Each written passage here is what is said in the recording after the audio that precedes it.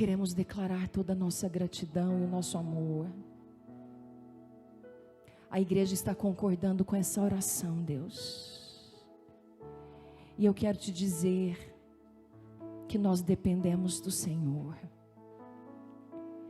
Que nós precisamos tanto ouvir a tua voz. Nós precisamos tanto das direções dos céus sobre nós agora. Pai, nós nos comprometemos em abrir o nosso coração, sem ressalvas nessa noite. Porque nós não podemos andar alheios ao teu propósito. Nós não podemos andar como se não fôssemos projetos do Senhor, porque nós somos. O Senhor morreu por nós, logo nós não pertencemos mais a nós mesmos, nós vivemos em Ti, por Ti e de Ti. Por isso estamos aqui, Senhor, e clamamos uma vez mais, fala conosco. Que não seja, Senhor, que seja só a minha voz, mas que sejam as Tuas palavras. Para corações tão ansiosos, tão desejosos de uma direção específica. De algo tão palpável e tão objetivo, tão direto. O Senhor tem respostas nessa noite.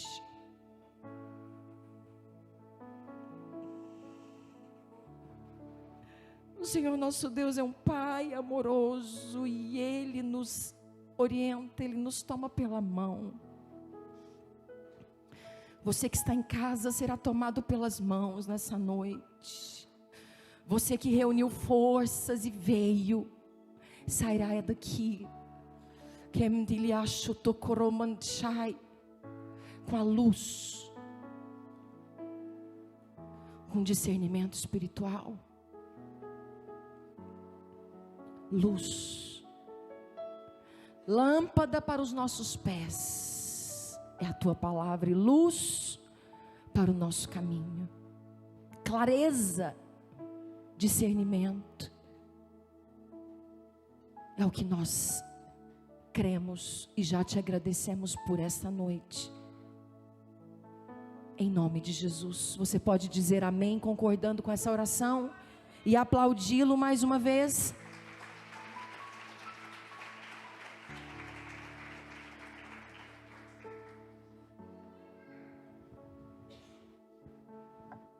Eu sinto a doçura do amor de Deus nessa noite. Sente. Sente aí. Eu sinto a doçura do amor dele. Feche seus olhos, queridos. Vamos deixar ele ministrar. Ele é o Senhor do tempo. E é Ele que tem para nós. Ele está falando no seu coração.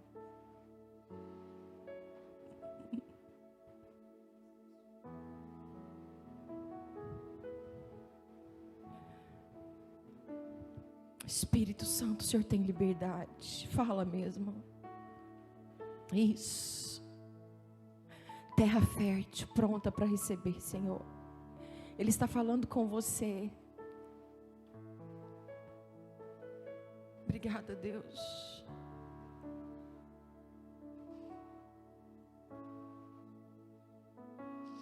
Eu amo a tua presença, amado da minha alma.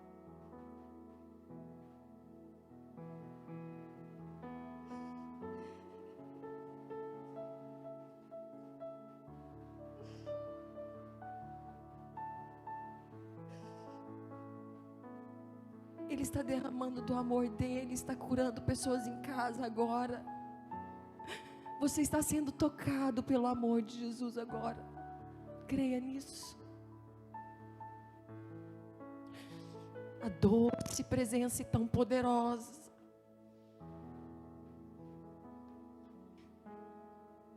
está te inundando e te preparando para receber estratégias e armas tão poderosas, amém? Nós precisamos seguir. Que gostoso que está aqui, amados. Ah, que bom.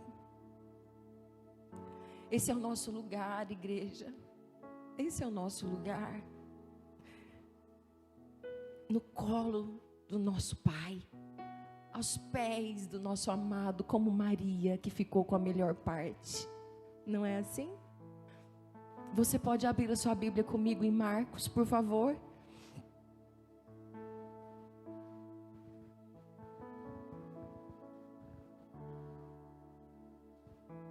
Marcos 16.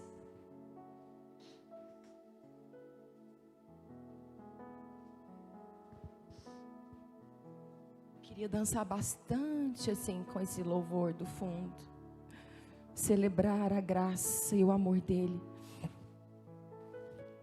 A bondade, a ternura e o poder avassalador desse amor que nos toca tão profundamente. Queridos, eu tenho certeza que tem pessoas sendo curadas agora de dores físicas. Amém? Marcos 16 diz assim, lá no versículo 15, na NTLH, diz assim: vão pelo mundo inteiro e anunciem o evangelho a todas as pessoas. Quem crer e for batizado será salvo, mas quem não crer será condenado. Aos que crerem será dado o poder de fazer esses milagres, expulsar demônios pelo poder do meu nome e falar novas línguas. Se pegarem cobras ou beberem algum veneno, não sofrerão nenhum mal. E quando puserem as mãos sobre os doentes, estes ficarão curados. Depois de falar com eles, o Senhor Jesus foi levado para o céu, sentou-se ao lado direito de Deus. Os discípulos então foram anunciar o evangelho a toda parte, e o Senhor os ajudava. Em uma outra tradução diz assim, o Senhor cooperava com eles. E por meio de milagres, provava que a mensagem deles era verdadeira. E na outra tradução diz assim, Deus confirmava a mensagem com muitos sinais. Esse versículo, essa passagem é muito forte para nós. Sobre essa passagem, essa igreja foi edificada. Sobre toda a palavra, sobre toda a Bíblia, clara e evidente. Mas essa passagem, pastor Antônio Carlos brada essa passagem todos os dias. Nós crescemos ouvindo isso, não é, pastor? E o Senhor tem falado muito comigo esses últimos dias, nessa passagem. E aqui em Mateus 18 diz assim: Jesus se aproximou-se deles e disse, nós estamos aqui falando dos últimos momentos de Jesus aqui na terra. Ele tinha já ressuscitado, vocês todos entendem isso? E antes dele ser levado aos céus, ele dá as últimas coordenadas. Será que essas palavras são importantes, amados? O último que Jesus falou, a última imagem, o último cenário, a última cena, é Jesus dizendo assim, Jesus aproximou-se deles e disse, toda autoridade no céu e na terra me foi dada. Portanto, vão e façam discípulos de todas as nações, batizando-os em nome do Pai, do Filho e do Espírito Santo. Ensinem esses novos discípulos a obedecerem a todas as ordens que eu lhes dei. E lembrem-se disso, eu estou sempre com vocês até o fim dos tempos. Que mensagem de esperança. O meigo Jesus dizendo para mim, para você, não se esqueçam disso. Vocês não estarão sozinhos, vocês não estão órfãos. Eu estou, amados. Eu estou com vocês. Ele está aqui conosco, porque Ele está falando que até o fim dos tempos, Ele está conosco. E essa palavra tem queimado no meu coração. E eu tenho falado aqui já, eu penso que nas 2 últimas ou 3 últimas vezes que eu ministrei, eu falei sobre arrependimento, sobre voltar às pequenas coisas, sobre estarmos atentos e entendermos a palavra do Senhor. Sabe, queridos, tem uma parte no Evangelho que Jesus diz assim, vocês são hipócritas. Vocês olham para o tempo e sabem falar se vai chover, se não vai chover. Mas vocês são incapazes de discernir a época, a estação que nós estamos vivendo. Foi assim que ele disse? O Senhor Jesus, ele estava dizendo que nós precisamos ler o tempo. Nós precisamos ler as estações. Nós precisamos discernir o tempo em que estamos vivendo. Entendendo que algo se aproxima. E como homens e mulheres prudentes, estarmos preparados para o que se aproxima. O Senhor Jesus estava ensinando a sermos homens de visão. Não pessoas presas nesse dia a dia, envolvidas e dominadas por isso que é vão e passageiro. Mas pessoas que têm algo que clama e que é muito maior do que isso que é transitório, porque entende que tudo isso que nós fazemos aqui tem impacto eterno. Eu quero te dizer mais uma vez, que mesmo que você não esteja lembrando disso, tudo que você fez hoje tem impacto na eternidade, mesmo que você não tenha se lembrado. Isso que é sério. É que a gente tem vivido os nossos dias envolvidos e preocupados com coisas terrenas, passageiras, que fazem parte, mas que são consequências. O que vai acontecer com a gente sempre vai ser consequência das nossas motivações, o porquê eu sou, existo e faço. Aí o porquê, o que, vai ser uma consequência. Quando nós nos ocupamos muito com o que eu estou fazendo, o que eu vou fazer, o que eu estou fazendo, isso conta que nós somos rasos.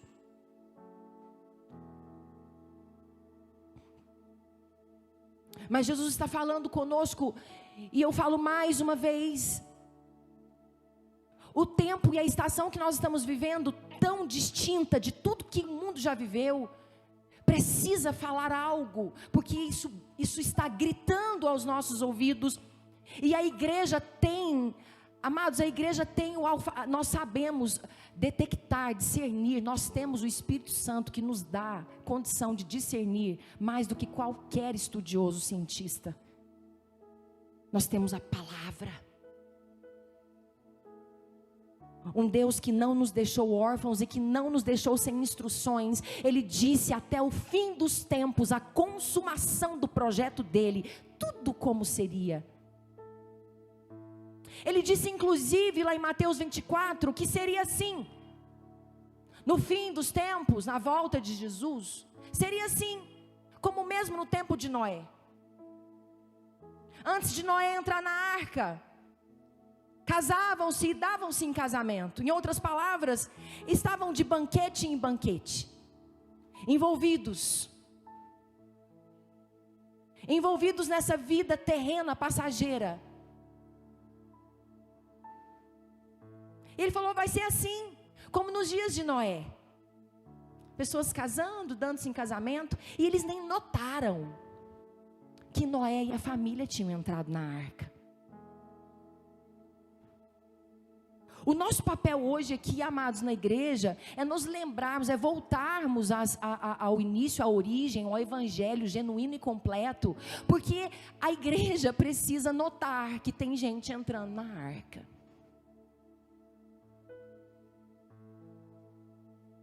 Oi?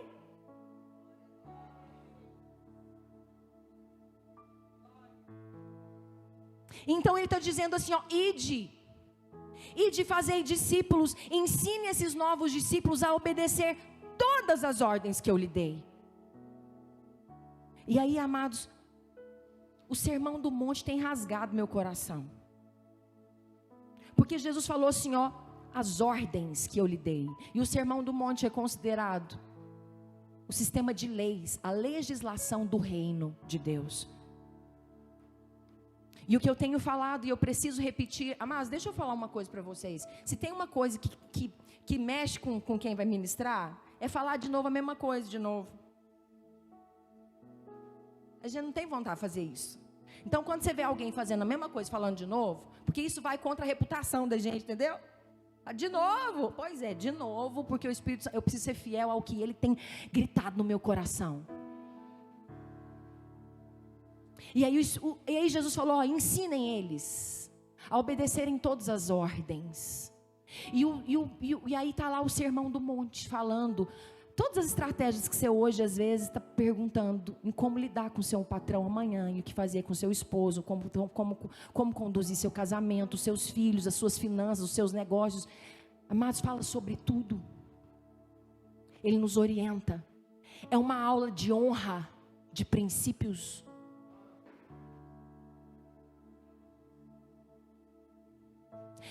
Mas o que acontece, e o que eu tenho chorado na presença do Senhor, é porque nós acordamos preocupados. Amados, quero te perguntar uma coisa. Você que porventura tem perdido noite de sono por causa de algum resultado que essa pandemia porventura te trouxe. E eu quero te dizer que ela não trouxe só para você. Pedro falou isso, falou, gente, vocês ficam perturbados, não, porque não é só vocês que estão passando por problema, não. Tem irmãos no mundo inteiro passando problema. Pedro falou isso lá na Bíblia. Eu amo Pedro. Eu quero te perguntar assim, ó. As noites que às vezes você passa sem dormir, ou às vezes você não é desse que chega a ficar sem passar uma noite sem dormir, mas você tem se preocupado com alguma coisa, demasiadamente. Eu quero te perguntar, você já passou alguma noite sem dormir, preocupado porque você não conseguiu perdoar alguém? Porque existe algo que claramente é o que Jesus tem para a sua vida, é o que Ele orientou que você fosse, que você vivesse, e você não consegue sentir isso, e isso está te incomodando? Te incomoda deixar de sentir o que Jesus disse que você precisava sentir? É motivo de jejum e de oração? Desse nível de preocupação que as coisas terrenas te trazem? Isso é um termômetro para nós. E essa tem sido a minha preocupação e a minha oração por mim e por vocês.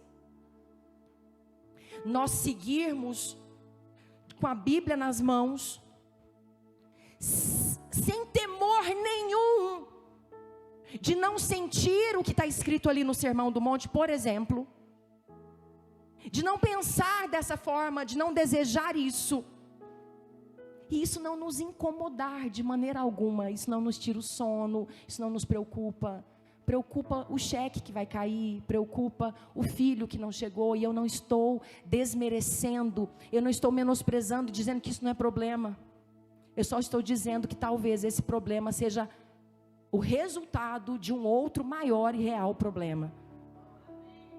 A falta de temor, a falta de estar no centro, a falta de lucidez espiritual. Amado, sabe o que o Sermão do Monte nos ensina? Sabe o que Jesus fala? Jesus fala assim, ó, quando você vir, eu vou falar, eu não tenho tempo. São, acho que se não me engano, 111 versículos.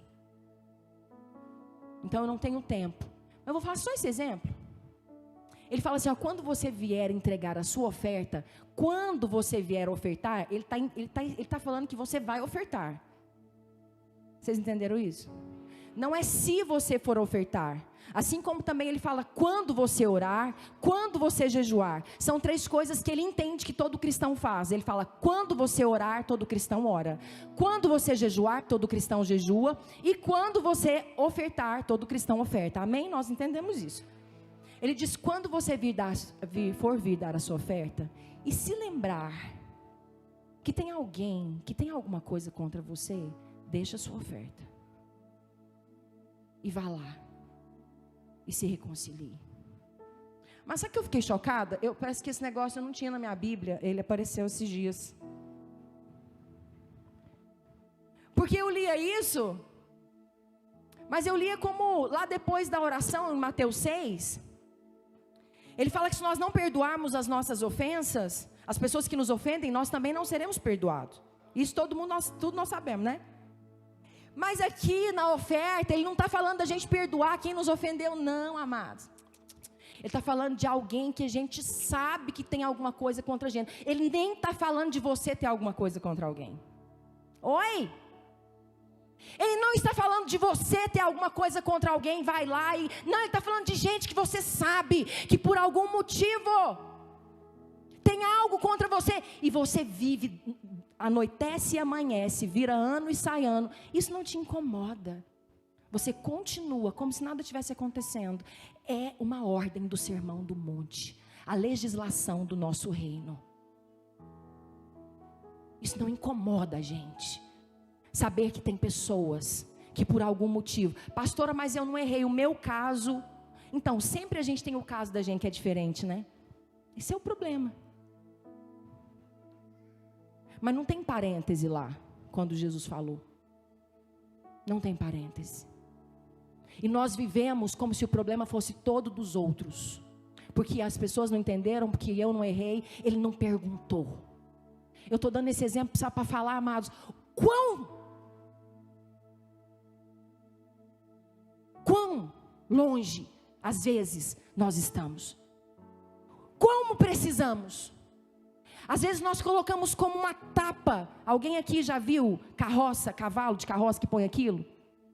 E a gente escolhe algo para entender da palavra. Por isso nesse altar tem sido pregado metanoia, mudança de mente, arrependimento diário. Sabe por quê, amados? Porque a gente não pode entender que algo é desse jeito e entender que isso vai ser assim para a vida toda. Deus tem novidade de vida. E muitas vezes essa novidade de vida depende de novidade de entendimento, de novidade de arrependimento de coisas que nós nunca nem imaginamos.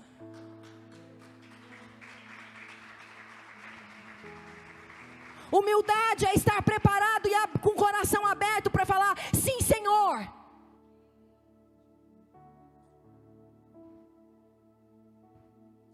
E aí o Senhor segue. Em João 13 ele diz assim, ó: eu dou agora um novo mandamento para vocês. Ele fala assim, amem uns aos outros, assim como eu os amei.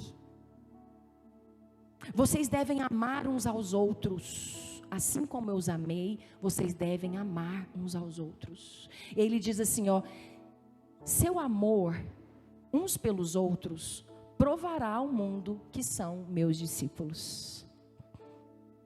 Ele falou lá antes de ir embora, façam discípulos e ensinem eles a obedecer todas as ordens que eu lhe dei. E aqui ele está falando, você vai provar que você é meu discípulo quando você amar. E ele está falando um novo mandamento. Eu tenho clamado, amados, para que nós desejemos estarmos constrangidos pela falta de amor em nós. Amados, hoje eu estava tomando banho. Eu vou contar um negócio. Eu fiquei rindo. Estava orando em línguas, tomando banho para vir para cá. Aí eu acho que estava tendo jogo hoje, né? Aí um vizinho meu pôs o rosto na janela e gritou assim, o Vila perdeu! O Vila perdeu! E aí aquilo veio uma flecha no meu coração. Eu não sei nem quem ganhou, porque a celebração dele não é pelo time que ganhou, mas pelo time que perdeu. Eu não sei quem está jogando, eu só sei que o Vila perdeu, porque a celebração dele não era o time dele ter ganhado. Você entende? Você fala, pastora, nas mínimas coisas a gente vê onde é que está o nosso coração. Eu não celebro porque eu venci, mas eu celebro porque ele perdeu. Eu celebro porque eu fui melhor. E ele está falando de mandamento. Amados, isso é tão rotineiro, isso é tão simples, mas eu não vou deixar. Eu preciso ser fiel àquilo que está queimando e tem me feito chorar na presença do Senhor. Isso aqui, amados, deixa eu te falar, isso aqui é cura para sua casa. Isso aqui é solução para suas finanças. Isso aqui é solução para o seu casamento. Isso aqui é cura de câncer. Isso aqui é a raiz de toda benevolência, de toda benignidade de vida. Aí você diz, pastor, eu não fui chamado para ser pastor. Não fui chamado para fazer discípulo. Aí esse aqui é um outro assunto de um outro dia, que não dá tempo hoje. Mas se você não foi chamado para ser discípulo, você foi chamado pelo menos para ser. Porque os que Jesus chamou para ser discípulo, Ele mandou ir para fazer discípulo. Discípulo, o que é discípulo? é ser como o mestre. Ter as características dele, é ser como ele foi. Ele não falou assim, vai e pregue simplesmente. Ele falou, vai e pregue e faça um discípulo. E ensina esses novos discípulos. Se você entende que você não nasceu para discipular, você no mínimo nasceu para ser discípulo. Então você não encaixa na última palavra que Jesus entregou. Ele segue dizendo em João 15, mas se vocês permanecerem em mim, e as minhas palavras permanecerem em vocês, pedirão o que quiserem, e isso lhes será concedido. Amados, Deus tem prazer, e é isso que nós não vamos deixar nunca, de celebrar, de adorar, e de declarar, e de cantar, e de bradar. Deus tem prazer. E olha aqui como é verdade. Quando vocês produzem muitos frutos, Deus é generoso. Deixa eu te contar, a natureza, às vezes a gente vive numa situação como que sempre mendigando por algo, tentando convencer Deus de abrir um pouquinho só da porta dos tesouros dele para abençoar a gente. Ele já deu o filho dele que já morreu e já pagou e já foi consumado, e ele já nos deu, segundo o que Pedro diz, tudo o que nós precisamos para viver uma vida que o honra. E filho só honra pai, sabe como? Olha o que ele falou: quando vocês produzem muitos frutos, vocês trazem grande glória para o meu pai e demonstram que são os meus discípulos de verdade. Sabe qual que é o seu projeto? O projeto, quando Deus te fez, que você produzisse muitos frutos e assim fosse um discípulo que o honrasse verdadeiramente. Quando é que isso vai acontecer na nossa vida? Quando nós estivermos nele e a palavra dele estiver em nós.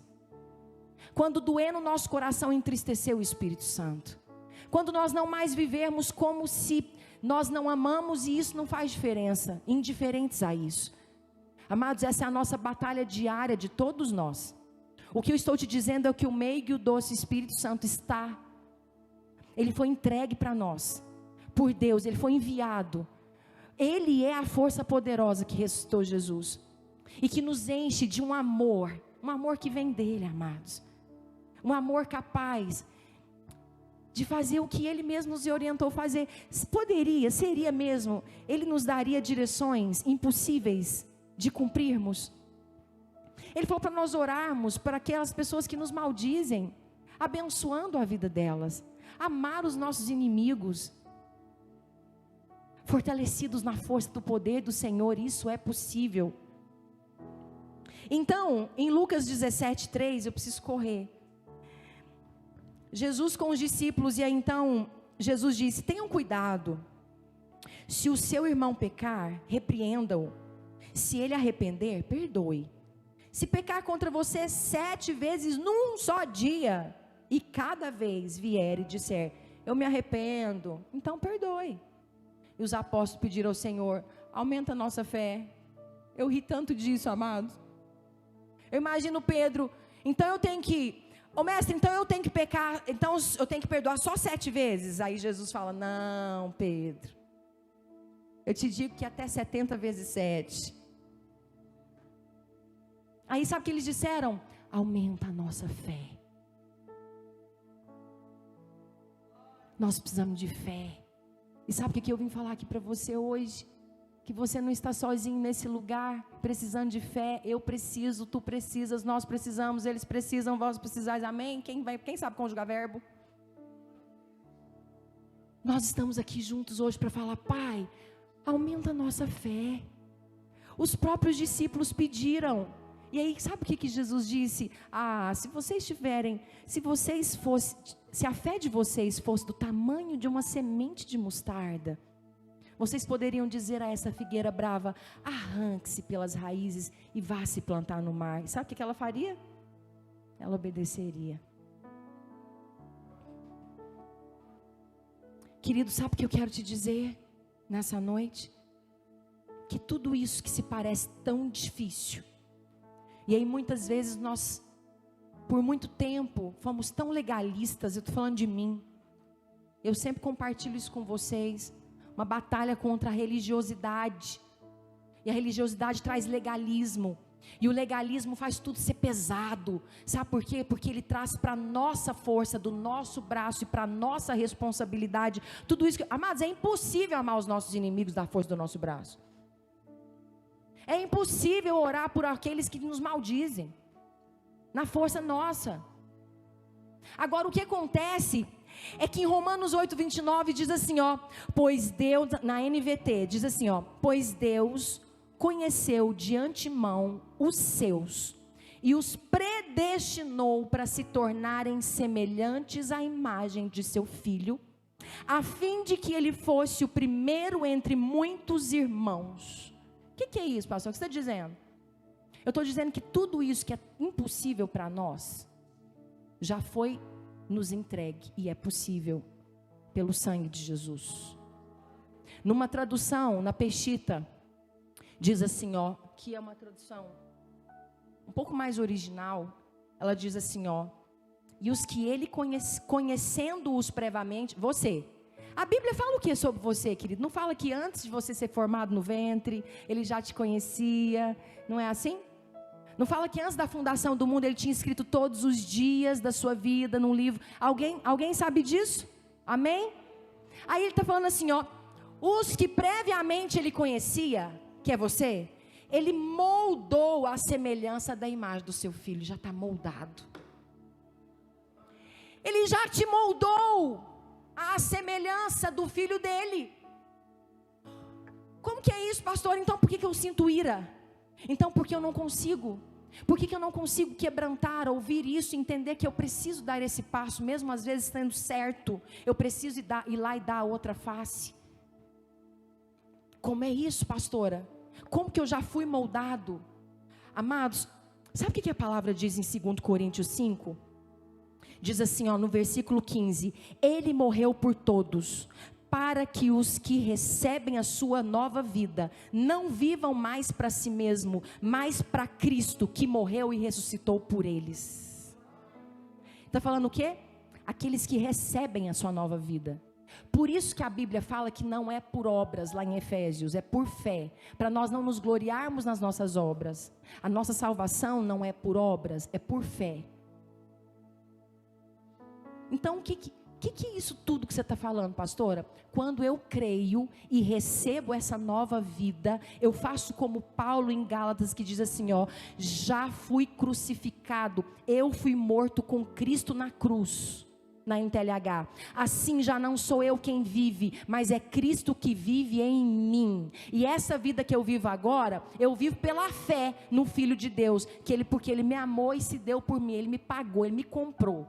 Então se Ele me comprou, eu não tenho direito sobre mim mais. O que eu quero dizer para vocês, amados? Fé. Nós entendemos que nós somos salvos pela fé? Não é isso? Mas então, como que eu tenho fé para entender que eu sou salvo, mas eu não tenho fé para alcançar todas as boas obras que Ele já de antemão escreveu que eu viveria, porque Ele me moldou para ser como Jesus? Por causa de uma cultura miserável, demoníaca, satânica, que não nos faz comprar a verdade completa.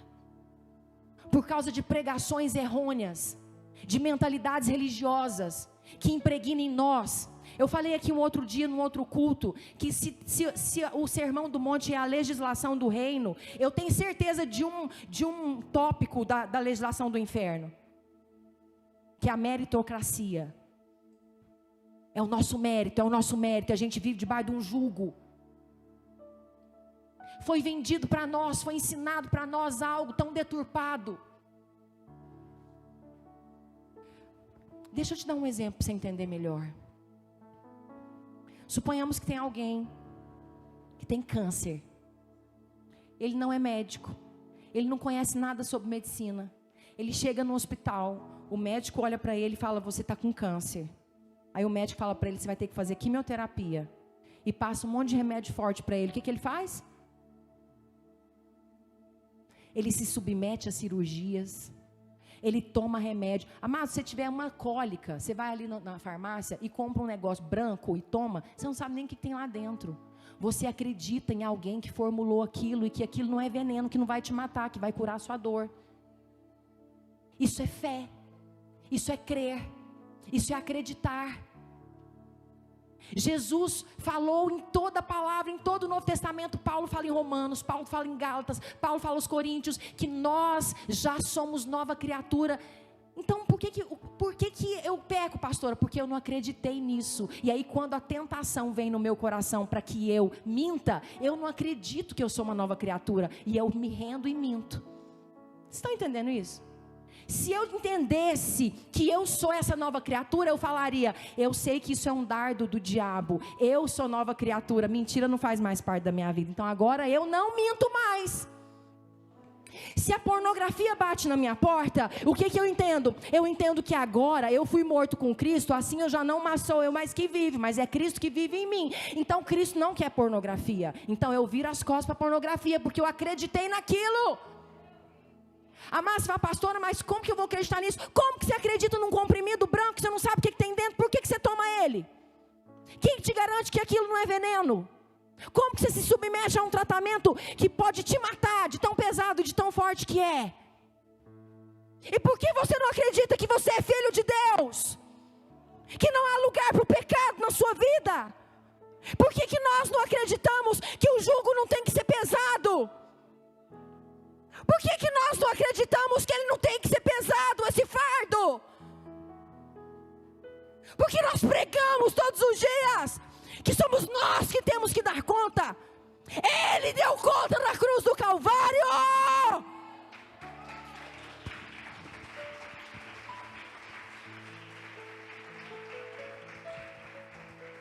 Quando eu acredito nisso, eu honro esse sacrifício. Eu choro. Mas sabe o que a Bíblia fala? Eu choro com esse versículo. Hebreus me revira. Hebreus 6 diz assim, amados, Hebreus 6, eu acho que 19, se não me engano, fala assim: Paulo estava falando de um povo, falou: não tem jeito mais para eles crucificar Jesus de novo. Eles já foram iluminados, já falaram em língua, já fizeram tanta coisa, e agora eles deixaram a frieza aos poucos, e agora eles não tem mais jeito. Mas aí ele fala assim: mas de vocês eu espero coisas melhores. Está falando de um povo que tinha caído. O autor aos Hebreus, aliás, está falando de um povo que havia caído. Está falando: mas de vocês eu espero coisas melhores, porque eu vejo que vocês acompanham as obras da salvação. Então não é que quem é salvo e ele já fez tudo, amados, é porque é impossível você olhar para um sacrifício da cruz e não ser arrebatado, e não ter amor reverente e gratidão por alguém que era santo, que se entregou por você, para que você não tenha que viver mais aquilo. Isso te arrebata por dentro. E aí então, isso traz, aí ele falou assim, sabe por quê? Porque acompanha vocês as obras da salvação. A salvação inevitavelmente produzem obras. Porque a fé, porque a Bíblia fala: pastor, mas não é só fé? É pela fé que nós somos salvos. Mas Tiago falou assim, você mostra a sua fé, eu mostro as minhas obras. Porque fé sem obra é morta. A fé produz obras, boas obras.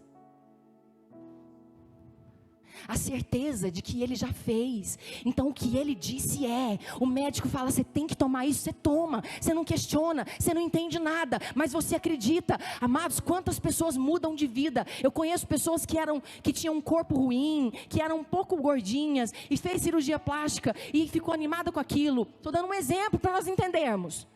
E aí agora pedala e alimenta legal e tal, mudou a vida. Por quê? Porque entrou dentro dela o entendimento de que ela era uma nova pessoa. Então agora ela mudou de vida, ela entendeu, ela não tem mais as práticas antigas. E por que é que nós continuamos com as práticas antigas? Porque nós continuamos esperando para amanhã começar a prática nova, entendendo que somos nós que vamos dar conta de mudar as nossas práticas. Ele já pagou, já venceu. Pastora, como que eu sinto isso? Orando, amados.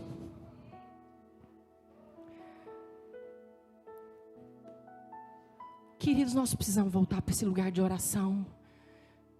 Não tem como sentir nada disso Eu creio numa unção, não por mim, mas porque Deus quer arrebatar corações aqui hoje e mudar a sua vida. Nunca mais será a mesma a partir de hoje. Todas as vezes que a tentação bater na sua porta, você vai lembrar do exemplo do remédio e vai falar: esse remédio eu entendo dele. Essa declaração já foi feita sobre a minha vida. Mesmo que eu não sinta, mesmo que eu não saiba, mesmo que eu não entenda, eu sei que filho nascido de novo não vive isso, não compartilha disso. Então eu viro as costas para isso. Assim como uma pessoa sabe que a única esperança dela é tomar aquela quimioterapia e ela vai e faz. Vocês estão entendendo o que eu estou falando? Como que eu vou viver isso, pastora? Voltando à prática da oração. Só o Espírito Santo nos faz viver tudo isso que nós estamos entendendo hoje. Eu declaro sobre a tua vida um desejo de fé. Pai, me dá mais fé. Porque então a fé é a prova das coisas que não se veem, mas é a certeza daquilo que já foi liberado e declarado para a minha vida. Então eu não vivo pelo que eu sinto, pelo que eu vejo, mas pelo aquilo que eu sei. Então mesmo que as tentações venham, mesmo que seja tão humilhante, mesmo que eu tenha certeza de que eu tenha feito certo, eu vou fazer o que Jesus me disse para fazer. Eu vou dar minha face. Eu vou andar mais uma milha. Eu vou amar aquele abençoado. Amados, eu quero te convidar para nós terminarmos isso lendo Romanos 8. Projeta para mim, por favor, Romanos 8. A partir do versículo 29. Lá no versículo 30. Diz assim: depois que você foi predestinado, Ele te chamou. Depois que você foi chamado, Ele declarou que você é justo. O sangue de Jesus te justificou. Já não há condenação mais sobre a sua vida, não há julgo. E depois Ele te declarou que você é justo, Ele te deu a sua, Ele repartiu a glória dEle com a gente. É a Bíblia que está falando, e o versículo 31 diz assim: que podemos dizer diante de coisas tão maravilhosas? Ah, se Deus é por você, Cecília, quem pode ser contra você? Vai seguindo, por favor. Se Ele não poupou nem mesmo o seu próprio Filho, mas o entregou por todos nós, acaso não nos dará todas as outras coisas? Quem se atreve a te acusar? Quem te atreve? Porque você é o escolhido de Deus. Ninguém, porque é o próprio Deus que te declara justo diante dEle. Vai recebendo essa palavra e sendo curado. Você que está em casa, quem nos condenará então? Ninguém, pois foi Cristo Jesus. Ele morreu, Ele ressuscitou e agora está sentado no lugar de honra à direita de Deus, intercedendo por você. Oh, que nos separará do amor de Cristo?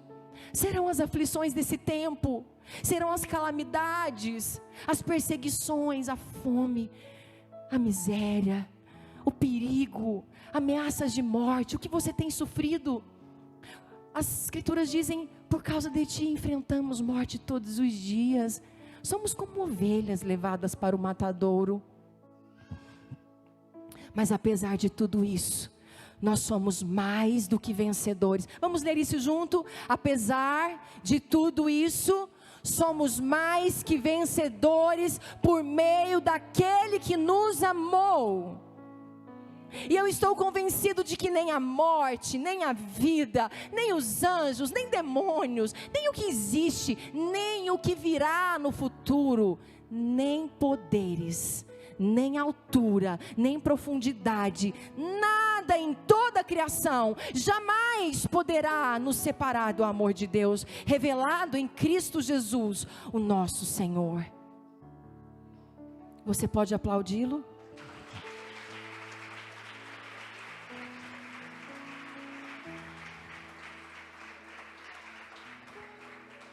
Como eu vivo isso, pastora? Peça ao Senhor todos os dias: Pai, aumenta a minha fé.